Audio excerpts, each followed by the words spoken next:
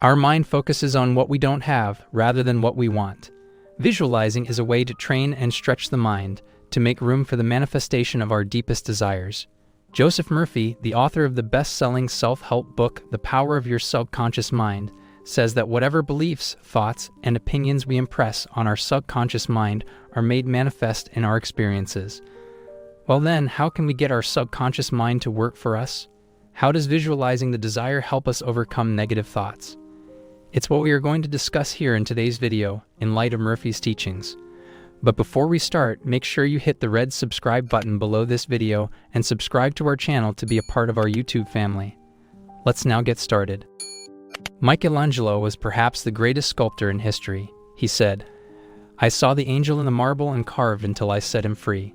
He saw David in the marble. His mental imagery allowed him to birth from his subconscious mind a genius creation. In a similar manner, when we visualize our desires, we become immersed in the state of having them, and it activates our minds to work on our behalf. This is what makes visualizing your desire important. Let's take an example to understand how visualizations help us live in the state of having our desires. Let's say there's a woman living in the city. She imagines herself going to a small village outside of the city where she can start a new life and write a novel. She visualizes herself sitting at a wooden desk, drinking a cup of hot coffee and writing the final pages of her book. She feels the warm sun blazing in through a big picture window and hears the soft call of a mourning dove. She can see the calm lake with its cold water from the window of her home. She thinks about how she will enjoy kayaking on it later in the day.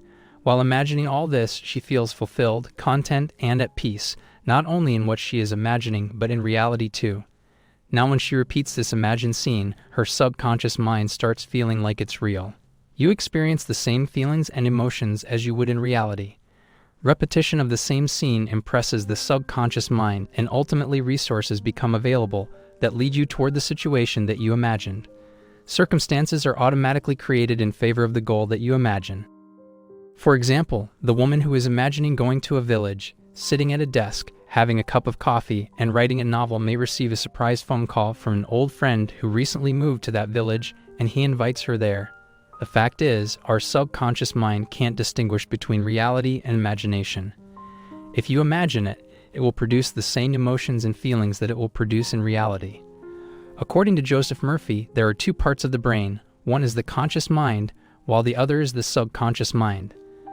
The conscious mind is responsible for producing emotions and feelings, which affect our attitude, behavior, decisions, and actions in our daily lives. But it lies below the conscious mind and can't differentiate between imagination and reality.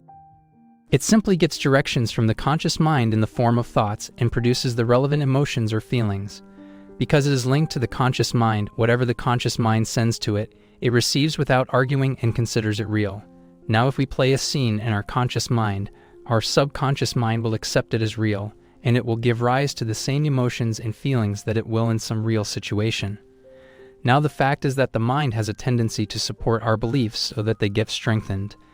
It led us to circumstances and situations that were favorable to our beliefs.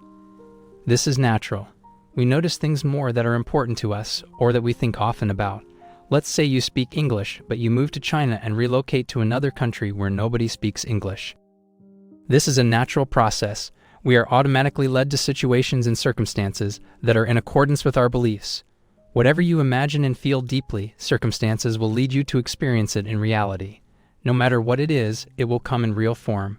You see, naturally, we all have a tendency to live among people who are like us. We want to surround ourselves with people who think like us, dress like us, and talk like us. It's natural, we tend to find people who are like us. In a similar manner, what we believe or think about most of the time becomes real, and in the same way, whatever scene we imagine becomes real. Pharmaceutical scientist and author Dr. David Hamilton, Ph.D., has studied the mind-body connection and says in his book, "It's the thought that counts.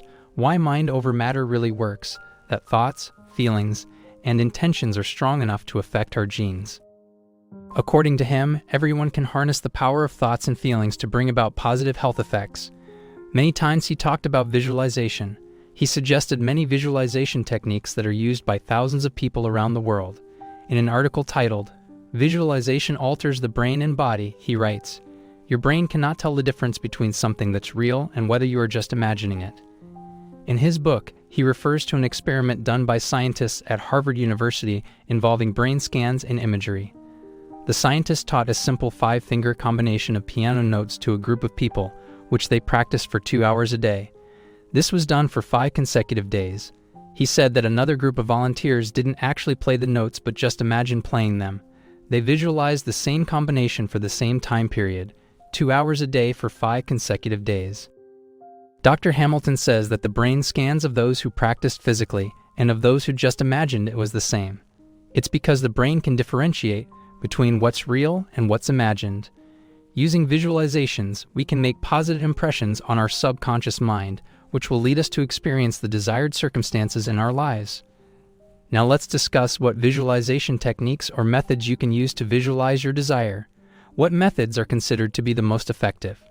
Well, here I will share with you some of the best methods recommended by Joseph Murphy and other famous self-development teachers.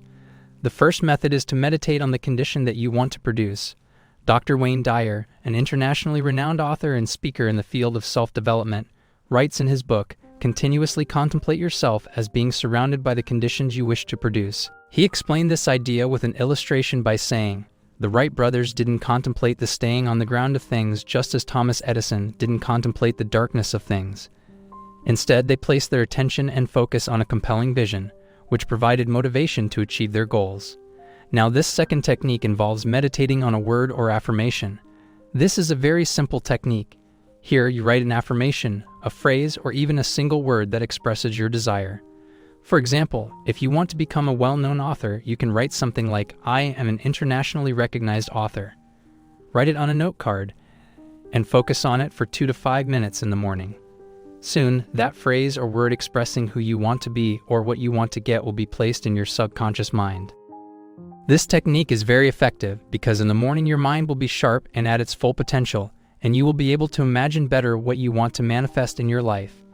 Some experts suggest practicing this technique for 21 days, but according to Joseph Murphy, it depends upon many factors, for instance, what it is that you want and what your beliefs are about your desire. It also depends on emotions and feelings.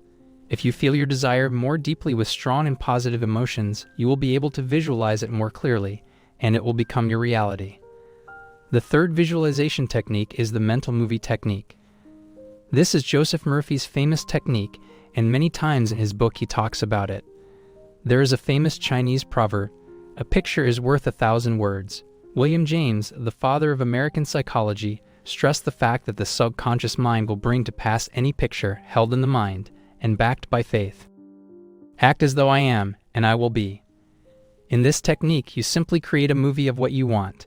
It's actually a scene that suggests what will happen when you manifest your desire or how you will manifest it.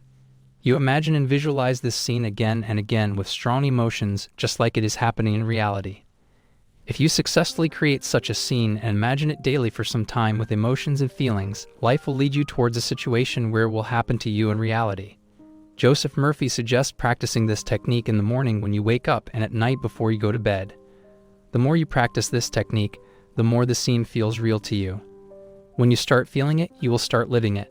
You will automatically enter a situation or state where you will get what you want.